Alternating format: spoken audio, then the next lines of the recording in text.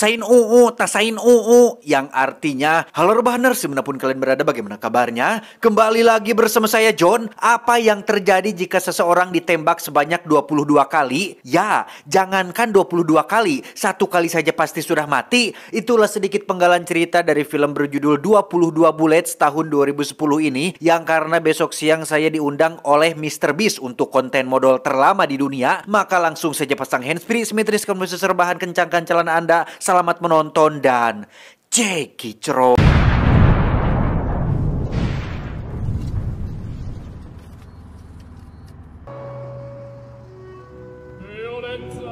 Berlatar di kota Marseille di Prancis, kisah akan berfokus pada seorang pria tua bernama Charlie Mattei, seorang mantan mafia yang paling dan masih ditakuti di kotanya. Saat ini dia tengah jalan-jalan bersama anaknya yang paling kecil, yang karena si bungsu ingin menonton pertunjukan kambing berputar, Charlie pun menurunkannya dan memintanya untuk tunggu di sana, sementara dirinya akan pergi ke basement untuk memarkirkan mobil.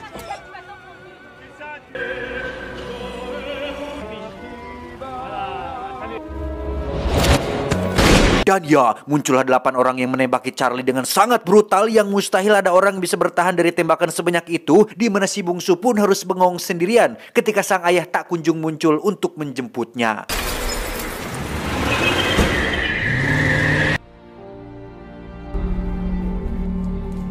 Insiden itu pun langsung mengemparkan semua orang di kota Marseille, tidak terkecuali bapak kepala polisi dan 1 anggotanya bernama Marie Goldman. Ini orangnya yang ditunjuk langsung oleh Pak Kepala untuk mengusut kasus ini dan menemukan siapa pelaku penembakan tersebut. On a retrouvé les 2 véhicules carbonisés à la sortie du Vieux-Port. Une fois quand j'étais au Meurs, je débutais il y a 10 ans.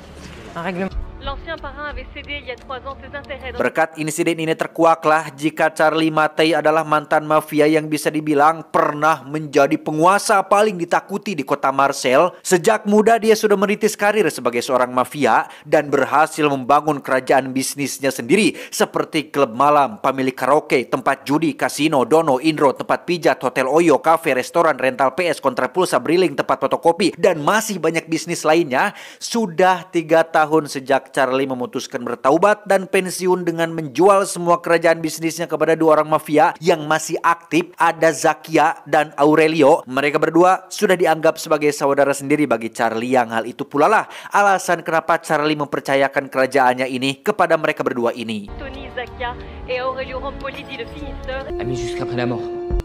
Amis jusqu'après la mort.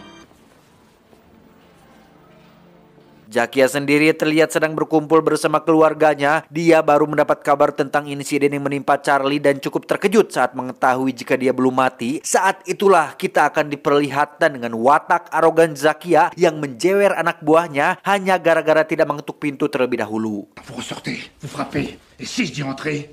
Je peux entrer, monsieur Zakia?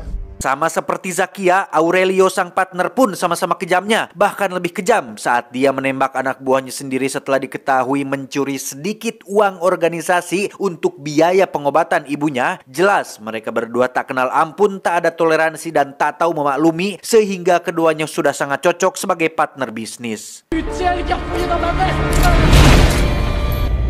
Charlie sendiri terlihat sedang terbaring di rumah sakit. Dia dijenguk oleh Mary yang dengan moncodolnya langsung menanyai Charlie yang baru siuman, yang pastinya kepala masih balideg, boro-boro menjawab pertanyaan, menahan luka bekas 22 butir peluru yang bersarang di tubuhnya saja sudah uyuhan. Si vous voulez que l'enquête avance, il va falloir nous aider.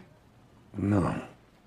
Singkat cerita, malam pun tiba. Kita akan melihat seorang pria menyamar sebagai seorang dokter yang pastinya diutus untuk membunuh Charlie di rumah sakit. Namun jika bukan karena Mary yang memindahkannya ke tempat lain, Charlie mungkin sudah pasti mati kali ini.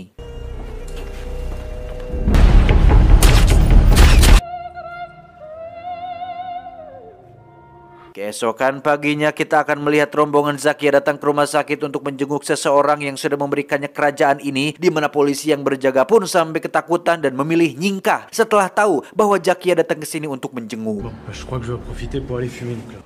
Dommage, elles sont belles ces fleurs. On fait ça, je te promets.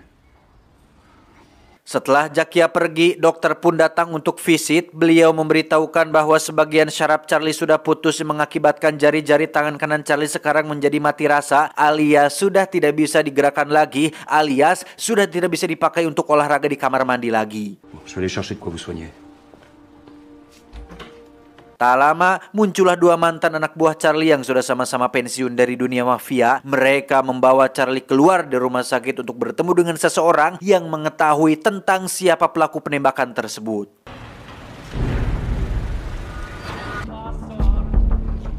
Dia bernama, kita panggil saja Samsul, jongosnya si Zakia yang menceritakan tentang fakta sebenarnya yang terjadi, bahwa Zakia berencana mengembangkan bisnis baru, yakni jualan obat-obatan dan narkoba, tepat di kota ini yang pastinya Charlie akan sangat marah apabila mengetahui jika kota tempat tinggalnya tercemar oleh barang haram tersebut, yang karena Zakia terlalu takut, bahkan Samsul sendiri teramat sangat takut sampai terkencing-kencing di celana, maka Zakia memilih untuk membunuh Charlie dengan mengirim 8 anak buahnya untuk mengeksekusinya di tempat parkir.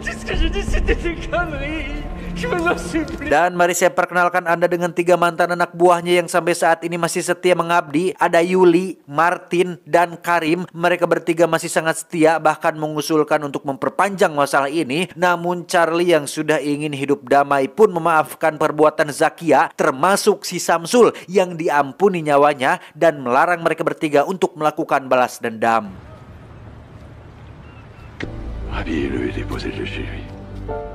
Perintah adalah perintah. Charlie pun kembali pada keluarganya. Begitupun dengan 3 mantan anak buah setianya yang kembali pada kehidupan normal mereka masing-masing. Yang di sini kita akan berfokus dahulu pada salah satu anak buah Charlie, yaitu Karim, yang kebetulan adalah berlatar belakang keluarga Muslim. Dia dan keluarga terlihat hidup bahagia dan damai dengan kesederhanaannya, sampai muncul anak buah Zakia yang menculik dan membawanya ke suatu tempat. Tidak bersyukur, itulah kata yang pantas untuk si Samsul yang sudah untung nyawanya diampuni, sekarang malah menjadi dalang di balik penculikan ini. Namun karena Samsul terlalu banyak bicara, dia langsung ditembak oleh salah satu anak buah Zakia yang paling beringas, yaitu Pascal. Ini bebenguknya, di mana dia meminta sebilah pisau dan memotong tubuh Karim untuk diberikan kepada anjing-anjing kelaparan.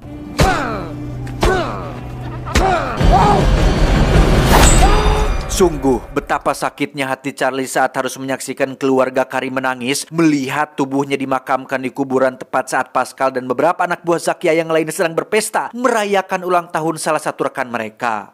Allahu Akbar. Allahu Akbar.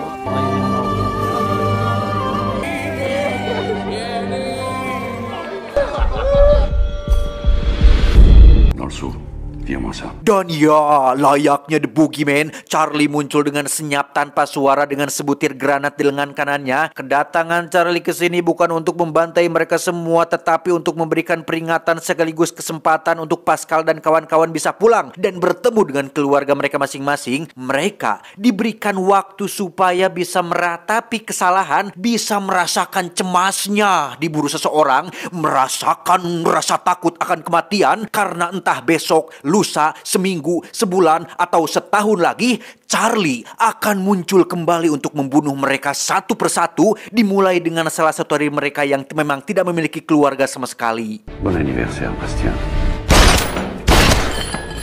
Keluarga Charlie sendiri sudah dipindahkan ke tempat aman bersama dengan Yuli yang akan menjadi pengawalnya. Sementara Charlie terus melanjutkan perburuannya dengan membunuh si Gondrong tepat saat dirinya sedang ziarah ke makam putranya, dan dengan sukarela menyerahkan diri untuk mati setelah menyadari fakta bahwa tidak pernah ada satu orang pun yang lolos dari seorang Charlie Mattei.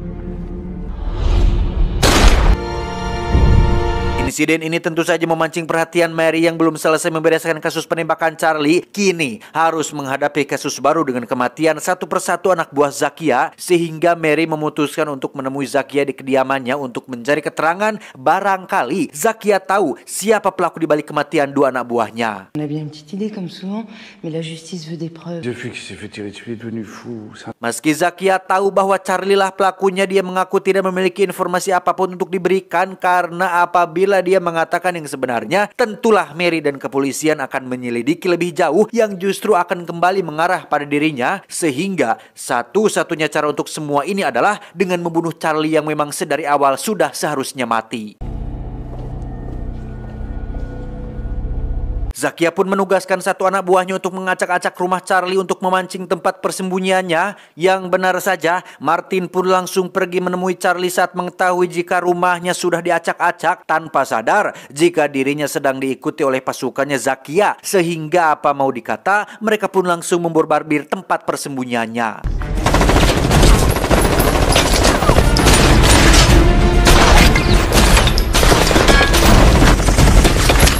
Sementara Charlie sibuk menghadapi pasukan Zakia, Martin sendiri disuruh untuk kabur, tetapi keburu ketahuan di mana Charlie sendiri memutuskan untuk naik motor dan kabur dari tempat ini.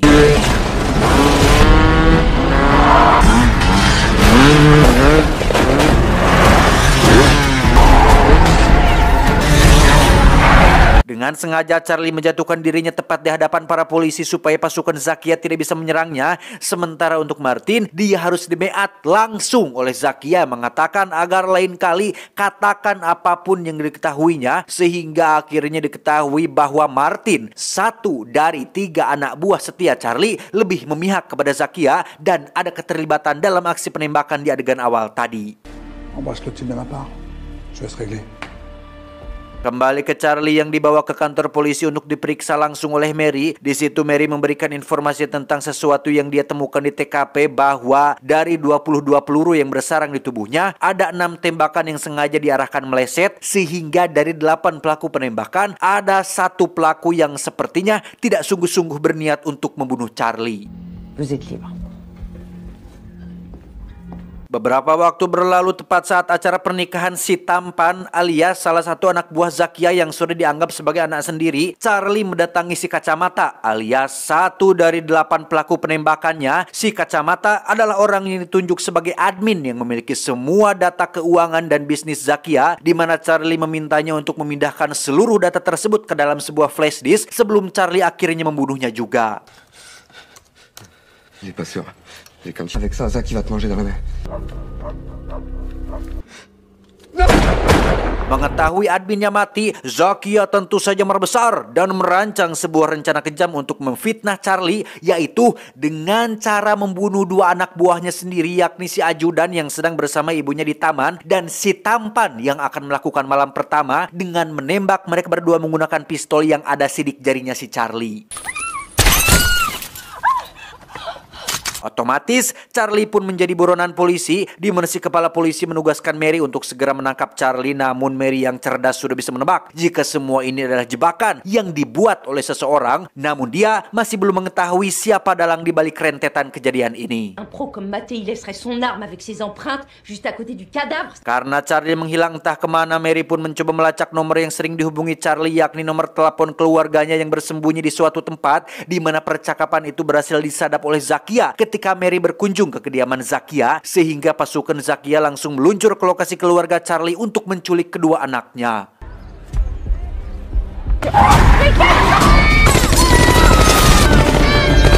Yuli pun harus mati dalam kejadian itu, sementara anak sulungnya ditemukan babak belur di pinggir jalan dan sengaja dilepaskan untuk sebagai pembawa pesan bahwa apabila Charlie tidak segera menyerahkan diri kepada Zakia, mereka akan membunuh si bungsu.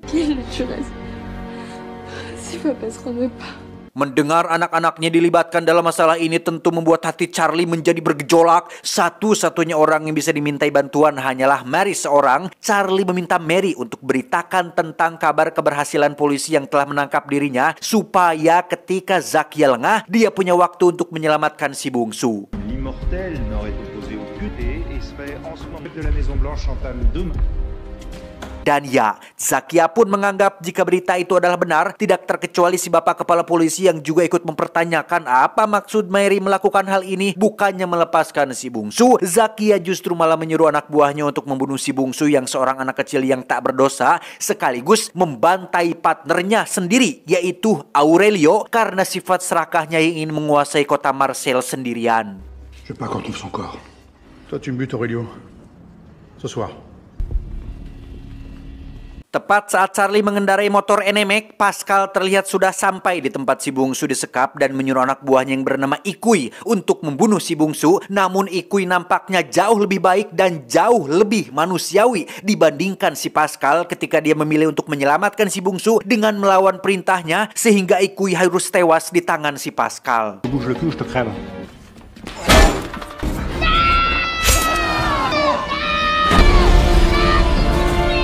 Saat si bungsu dibawa Pascal itulah Charlie muncul di waktu yang tepat. Terjadi sedikit pertarungan yang tentu saja dimenangkan oleh Charlie sehingga si bungsu berhasil diselamatkan. Dan tepat di waktu yang bersamaan, Aurelio dan pasukannya ditemukan sudah tewas dibantai sehingga Zakia mengira dirinya sudah menjadi pemenang dalam ketegangan ini.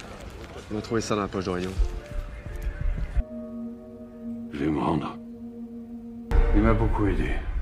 C'est pas seulement un saint guérisseur. Dan ya, sungguh Zakia tak menduga jika Charlie akan mendatanginya tepat di rumahnya sendiri. Dia sama sekali tidak melakukan pembelaan dan justru dengan terang-terangan jujur jikalau dirinya memang takut terhadap Charlie. Jika ada orang yang menghalangi tujuannya, sudah pasti itu adalah Charlie. Memang mereka berdua tumbuh bersama sebagai penjahat, tetapi kota Marseille jauh lebih takut terhadap Charlie Mattei dibandingkan Tony Zakia, sehingga satu-satunya cara untuk merubah hal itu adalah dengan membunuh Charlie. Le mal, c'est le mal.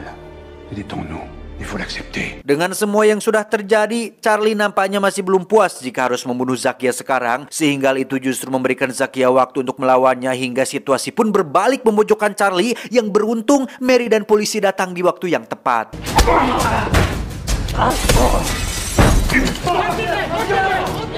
Keberhasilan Mary mengungkap kasus ini pun cukup membuat si bapak kepala polisi merasa sangat senang. Dia rupanya tidak jauh beda dengan Zakia yang memiliki sifat serakah, ingin membuat dirinya merasa hebat di depan bapak Perdana Menteri dengan meminta Mary untuk berpura-pura seolah bapak kepala polisi lah yang menangani langsung kasus ini, sehingga Mary memberinya 1 kali tamparan sebagai bentuk self reward atas semua yang sudah dilakukannya.